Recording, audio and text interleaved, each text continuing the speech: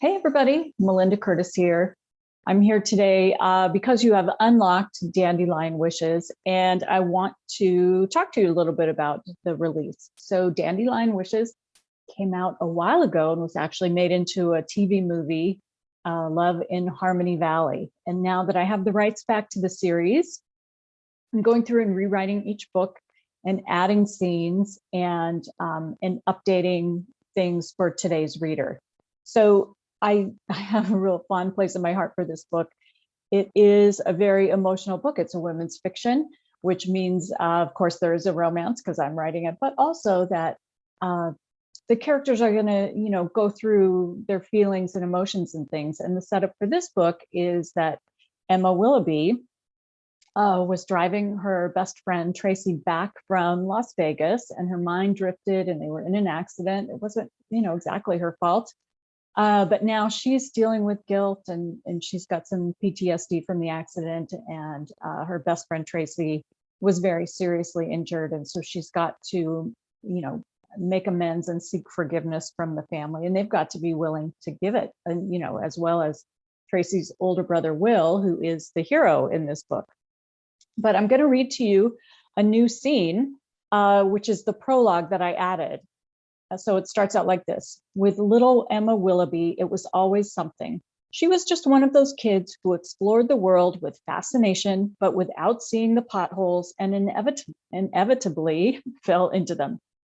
Skinned knees, bruised elbows, bloody noses, broken bones. But no matter what the disaster, Emma kept on going, propelled forward by a smile and a laugh. She might have slowed down had her grandmother Rose not efficiently patched Emma up and sent her back outside to play with a joyful, "Now you're living, kid." 4 years older, Will Jackson would have admired Emma if her escapades didn't include his kid sister, if those scraped, bruised, bloody, and broken body parts hadn't also befallen Tracy. That was because Tracy and Emma were inseparable, and much to Will's dismay, for much of his childhood, the pair followed him around, seemingly everywhere he turned. Around the farm, at the swimming hole in the Harmony Valley River, on the schoolyard, in town. And if they weren't following him, they were finding trouble, usually trouble Will had to get them out of. At 12, Will was responsible for keeping his mother's vegetable and flower gardens weed-free.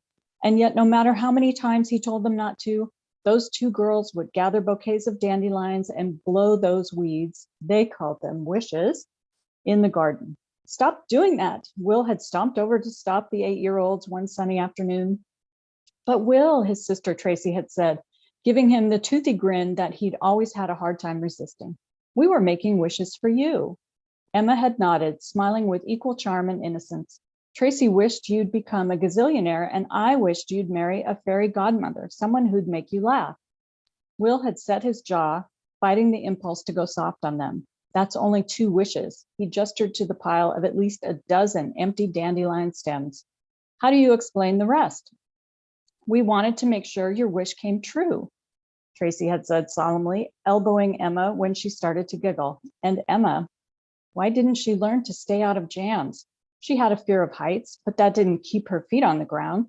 She'd climb too high in a tree and be afraid of scrambling down, over and over.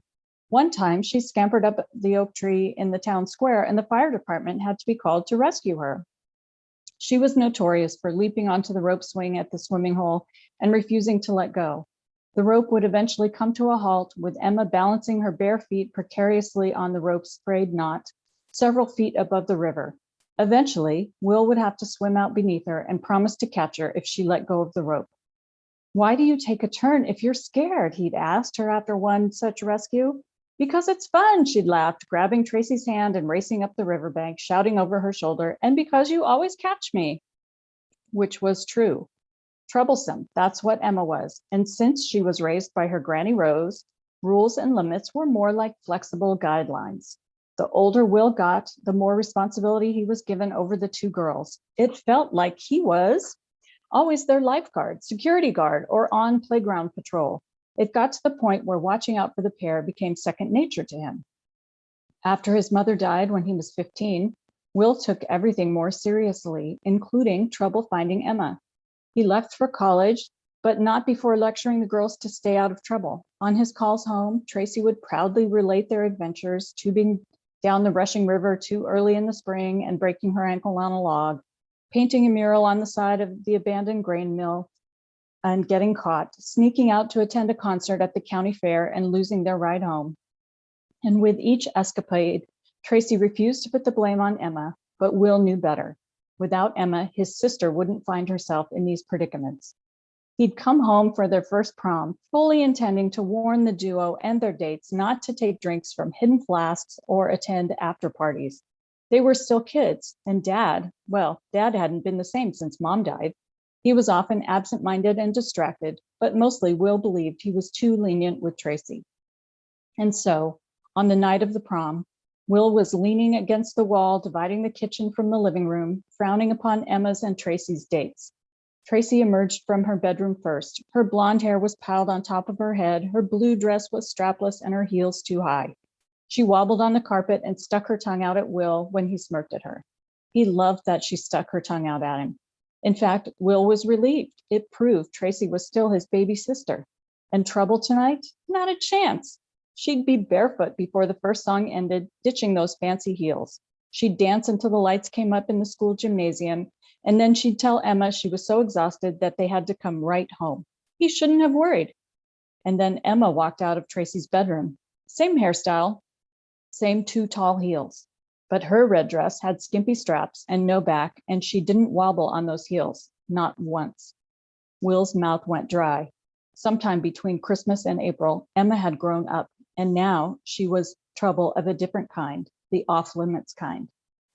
So you can see how years later, when Tracy and Emma are grown and out on their own and this accident happens, how it's going to create lots of conflict, but there are feelings and relationships, from the past that they're going to have to mend and work through.